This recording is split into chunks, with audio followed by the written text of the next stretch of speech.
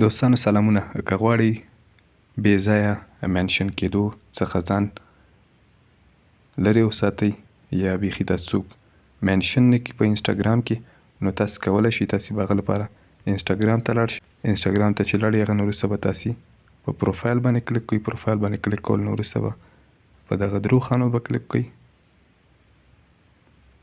او بیا به لاندې راشي تاسې دلته ټیګز اینډ منشنز په دې آپشن به کلیک کوئ. نو دلته تاسې نه چې هو کین منشن یو دا آپشن فعلا زما په اکاونټ کې یا زما آی ډي کې هم الاو منشنز فرام ایوری ون، یعنی هر څوک که موږ فالو کړی او که نه موږ فالو کړی په انسټاګرام کې هغه تاسې منشن کولی شي ستاسې آی ډي یا ستاسې اکاونټ.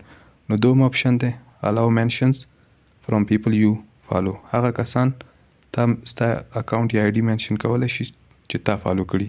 او دریم آپشن دی ډونټ الاو منشنز، نو ستاسې خوښه هر آپشن چې مخ کو که غواړئ چې بیخي څوک مو منشن نه کړي که تاسو فالو کړي یا نه، نو بیا به تاسې ډونټ الاو منشنز دغه دریم آپشن چې دی دا به هغه کوئ.